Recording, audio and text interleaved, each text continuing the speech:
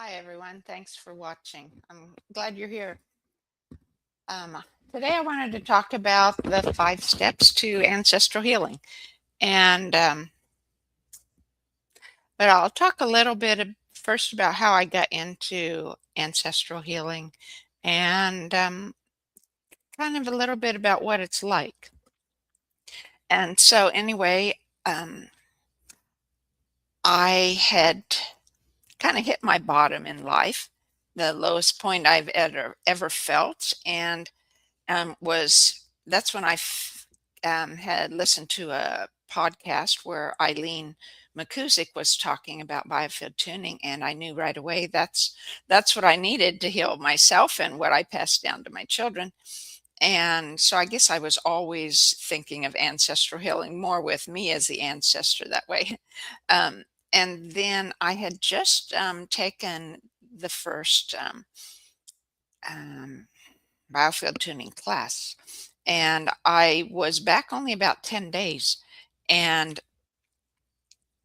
then I had this experience of knowing an angel was beside me and talking with the angels and an ancestor in the oneness.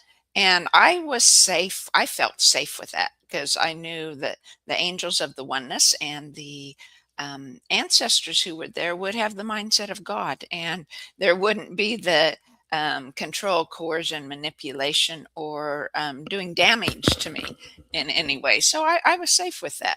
I felt safe. But so I was tuning the angels and ancestors of the oneness because I knew my biofield had injury or weaknesses from all the electromagnetic frequencies around. And so I figured they're only spiritual beings are without the physical to recharge as well. So I figured they would really need it too. And so I was tuning them, and I found that they did. I witnessed repair that was happening as I was tuning, and that was really cool. And then after a month maybe of tuning the ancestors and angels and the oneness, then I was sitting at the kitchen table, and my grandfather appeared next to me, and he had been dead 25 years, and it was like it was scary. It was because being raised like I was in a more of a conservative Christian family, then um, it was ghosts were bad, right? Ghosts were off limits, and that's how I thought of it until Grandpa appeared, and it was like it was his same personality, his same um, sense of humor, his same sincerity and fun, and he said to me, "I'm ready to go to the oneness, and I need your help." And I said, "Well, how in the world can I help? I don't know anything about helping." And he said, "Well, use your tuning forks." And so I did. And I started doing a biofield tuning session on me as the hologram for myself, tuning the ancestral patterns of my grandfather within me. And and after I had tuned him, and I felt the great sadness of when he lost his eldest son, my mom's older brother, in a car accident. That happened a couple, 3, 4 years before I was born. And um, when that sadness was released, then my grandfather was ready to go to the oneness. And it was beautiful. And I often feel him around helping me, or I ask of his wisdom. And the same way with my father, I often feel his presence and his humor and his great love for me.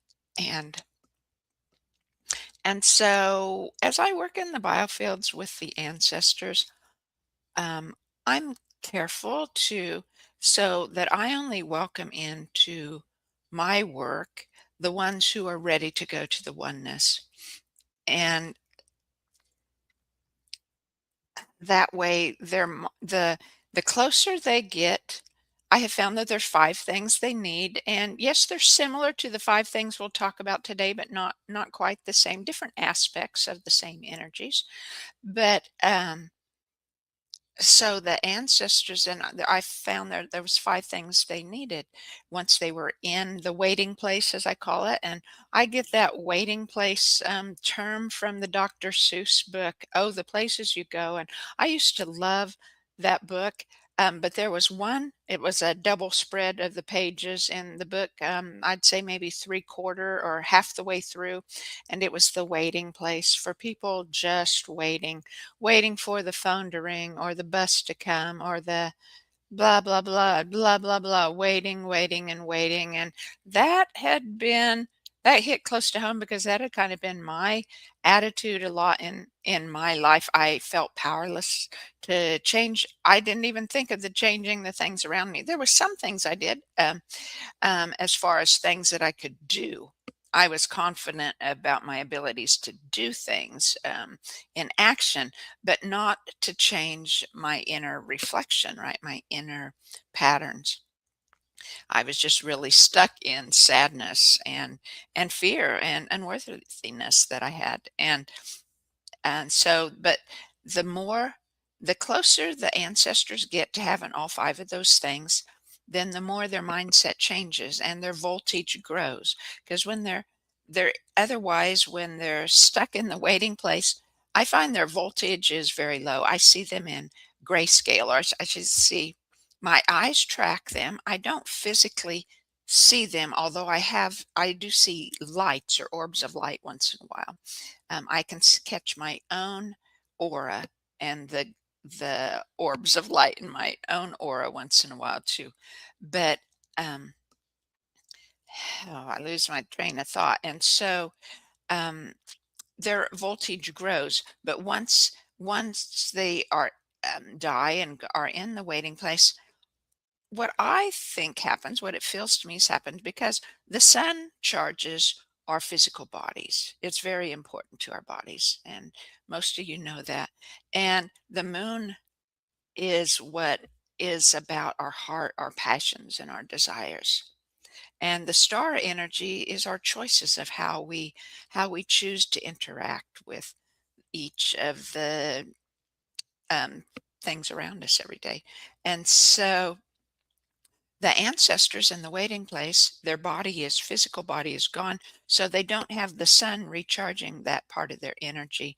And so I think that combined with their mindset of most people as we live, I mean, most people are good, what you'd call good, and right are um, nice to be around, are nice to other people, try to do what's best, etc. And but we still have the mindset of man, what I called, right?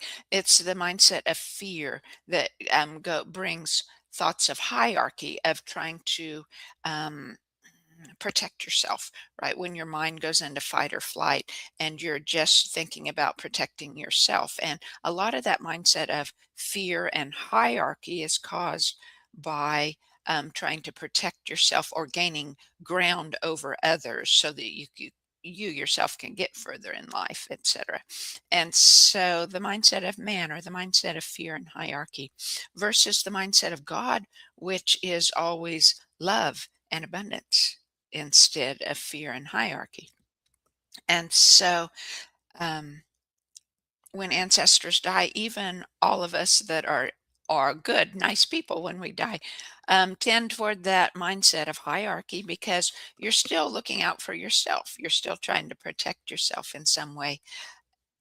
But the closer they come of gathering those 5 things they need, then of knowledge and experiences and things, then their mindset begins to change and their voltage grows as their mindset grows, right? Like knowledge is power. It's very, very true in the biofield, right?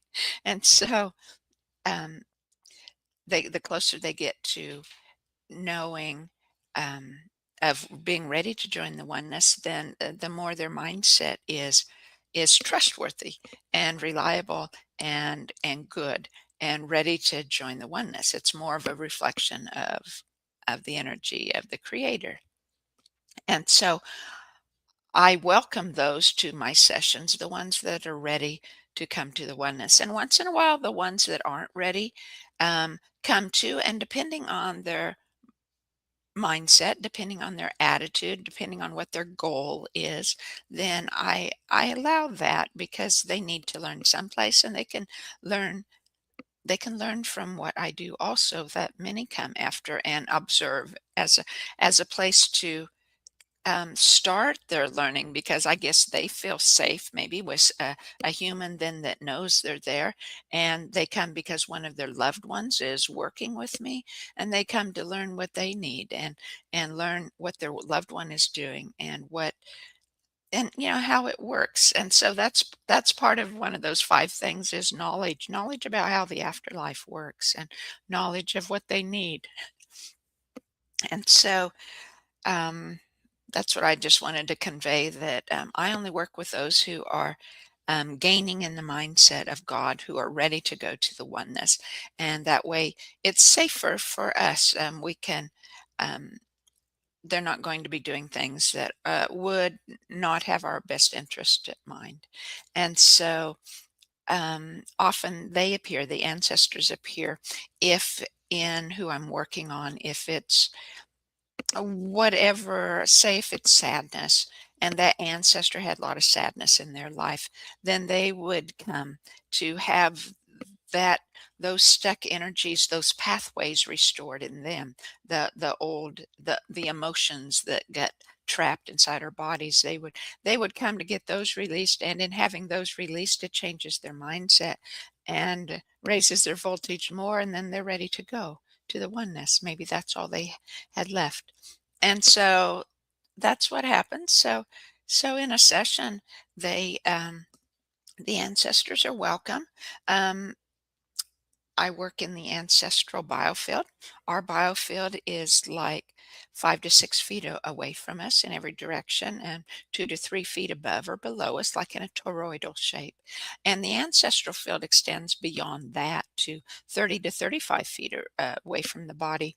And in most every session, I work in both your session, if you are my client, and in your ancestral session.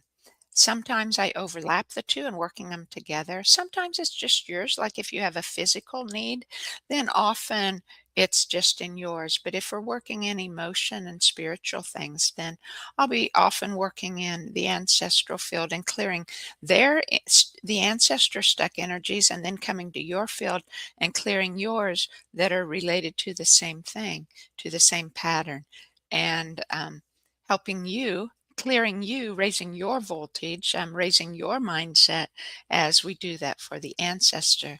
And in doing the ancestor and us, we're changing the life ahead for our children as well. And we change the voltage and the mindset of the universe.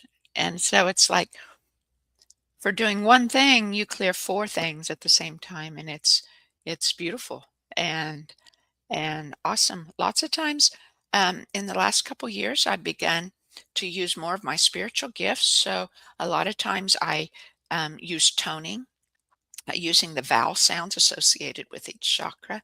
Sometimes I sing um, spiritual language, and sometimes it sounds like an ancestral language of one of my ancestors. Um, Sometimes it's speaking directly through spirit, speaking to your subconscious, or speaking to the ancestor spirits around. Um, and otherwise, I'm using tuning forks too, as well as my voice. Often I'm working with my hands in the energies to bring healing and release and coordination there. And so each session would last about an hour. Sometimes mine lasts more. I'd say quite often mine lasts more. I also do like an hour and a quarter is common. And I do dowsing for different emotions and different thought patterns before we start. I find that that really helps the biofield session then go deeper, to do some dowsing ahead of time. And we also do some angelic feng shui for you and your home as we're in the session or right before the session.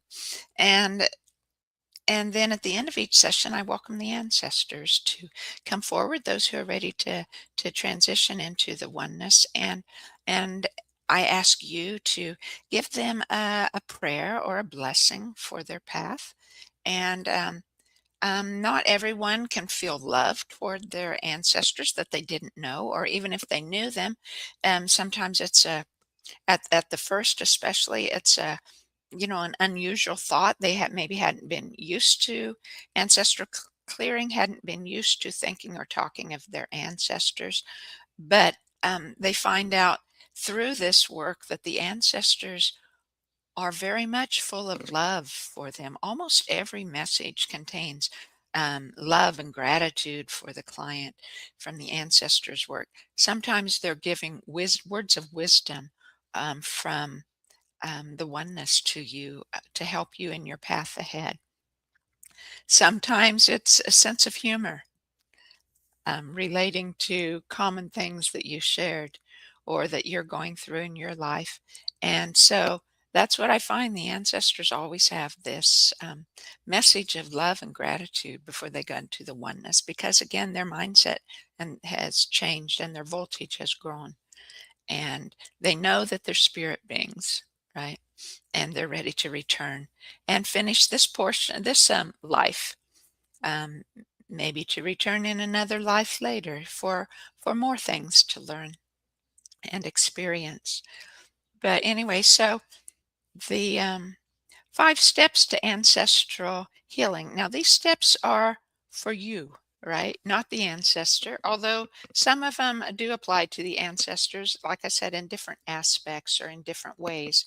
But the 5 steps for us to do ancestral healing is first, you need an awareness that you're made of your ancestors, and that's not hard, right? You might have the same eye color or hair color of your grandmother, or you might have the same facial expressions as your mother or your father. Um, and so those are very common. We're made of our ancestors, but we're made of them not just of our thought patterns. You've probably noticed, some of you have more of a personality like your mother or your father instead of the other, although everyone has it of their own being too, their own personal being.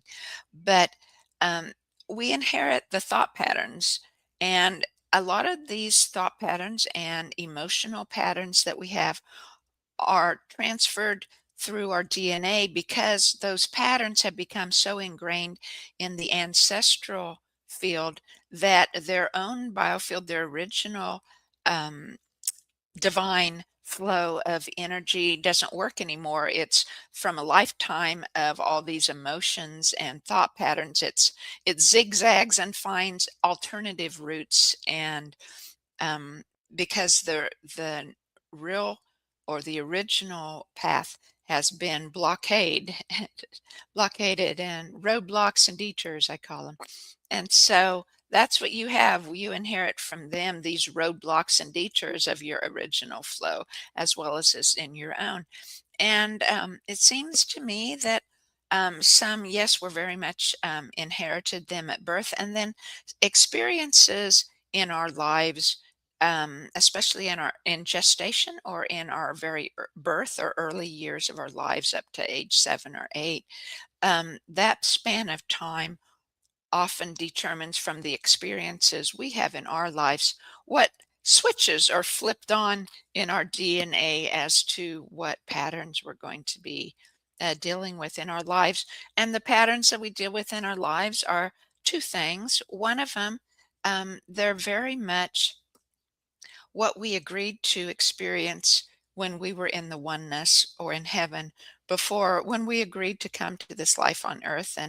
And you've probably heard that saying, that other people think that way, and I didn't know if that was true or not, and I asked to experience it. I was using um,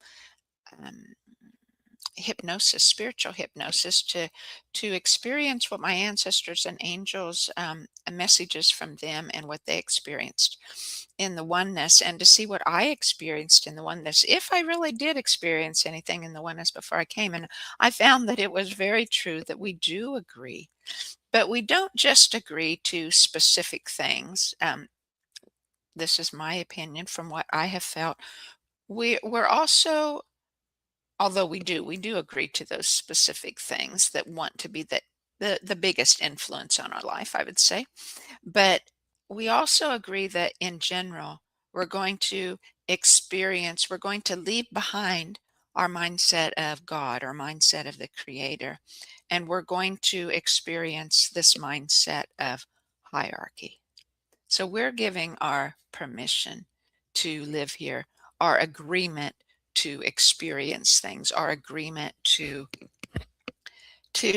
have this change of mindset from the perfectness, the good, the high voltage of the oneness, to experience what we do in life.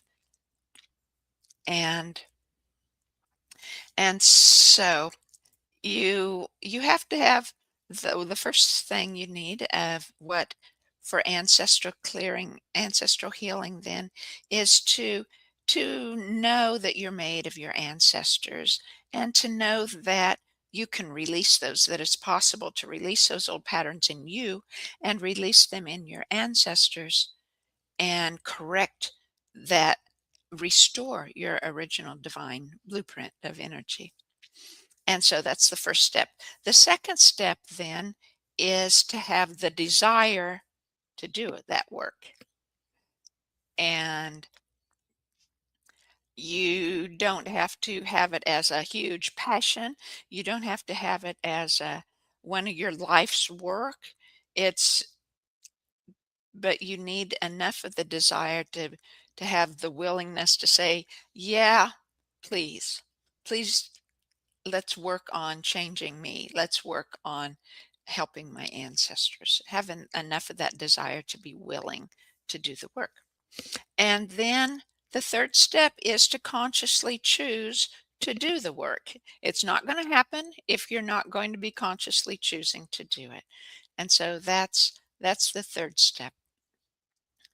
The fourth step is to do that work of removing the blocks and detours in your biofield and in your ancestral field, so that, one, you can clear your own life, make your own life happier, so you can clear the path ahead for your children. And if you don't have children of your own, it always works backwards. Say, like, what you clear in yourself also will clear in your parents of what they have in the energies, as they're willing. It You can notice changes as you go, changes in um, their thought patterns, changes in your children's thought patterns.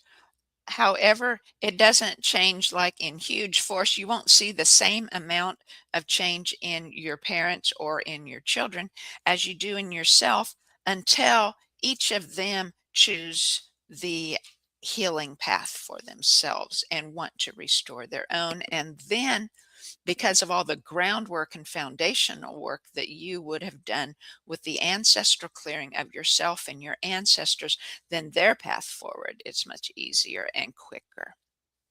That's what I find. I see changes in my mother, and my father died before I started this work, and he's in the oneness. But I see changes in my children too. But like I said, you won't see the the big changes until they are choosing those paths for themselves, the healing path for yourselves. So let me just repeat the four. You have to have knowledge that you're made of your ancestors and that you can clear these patterns. And then you have to have, the second step is, you have to have a desire or a willingness to do so. And the third step is, you have to consciously choose and consciously take the first step or the action to bring yourself to the place to get that that release, or those healing done. And the fourth step then is to do that work, to continue the work through your lifetime in clearing the patterns that are interfering with bringing you happiness and fullness in your life in many ways. And I have to say, you can do a lot of that healing work yourself. There are a lot of modalities that I use, even for me, that you can do by yourself. I use biofield tuning on myself. I use tapping or EFT for myself for my old patterns. I use Psych K. I use Dr. Sue Morter's the Mortar March method, and those are beautiful ways. You can also just do it with your intention to some extent, um, and have a lot of clearing done. So you can start that way for free. But I do have to say that from my own experience and from what I've experienced from others, as well as what teachers of these other modalities have found and that they teach, is that to really make lots of progress and to go really deep, you need someone helping you with this, someone working in this space, holding your intention with you as they work. Part of it is because when we're working in our own field, in our own emotions, in our own thought patterns, we're too close to the situation to step aside from those emotions that we felt, to step aside from all those patterns. And though some can clear, the biggest part of the work doesn't happen as deeply until we work with someone who can, number one, hold that intention with us. Number two, do the work so that as we are receiving that clearing work, that we can put our mind aside or we can let loose of those and feel the safety, not have to be exerting the energy of doing the clearing, of just receiving and allowing it to happen, and then deep work can happen. So those are the first four steps. The fifth step that you need for ancestral clearing then is to be doing the work not just for you, but for the highest good of your ancestors, your children, and for the universe, because you are affecting each of those as you go through life and develop more and more old stuck patterns that are causing the unhappiness or the interactions in your life that you want to change or that are not being helpful in those patterns in your lives. You're affecting your children. You are putting it more and more in your DNA and allowing that to go to them. You're affecting it, um, and stopping the flow of love that goes from the beginning of time to the end in this acknowledgement. That's our love that flows throughout the beginning of time to the end of time, however that is. And our willingness, then, our intention of not just helping ourselves, but to do this work for the coming generations. Oh, that's one thing I left out. If you don't have children of your own, I get on a sidetrack there about parents and things. If you don't have children of your own, then because it works backwards to your parents' generations, it can also through them then work toward your any other siblings and their children. So it does help because the patterns are carried through other people in your family, not just yourself. And and it also works, the universe works not just on blood relations, but it works on our intention of what the relationship is. So if there was a niece or a nephew that you were very close to and you were kind of like a friend or a mentor to them, you would have been a parental figure for them in some ways, or of friends, younger friends than you, or their children. There's many ways you can be, or if you're a teacher, it could be through your students. And we can all teach things in many ways in our lives. So we all have those opportunities where other people around us would view us as a parental figure of some kind. And um, I lost my train of thought. There was one other thing I was going to say about that. So, anyway, to then the fifth step to have those that wanting to do it, doing the work for not just for yourself, but the mindset of doing it for the universe, for the highest good.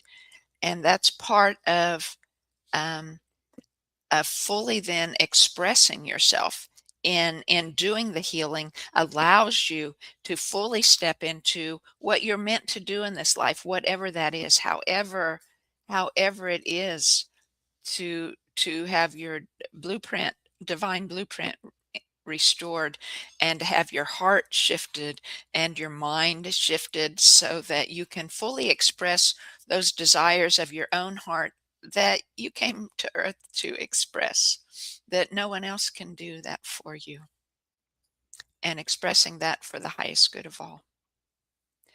So that's the five things you need for ancestral healing.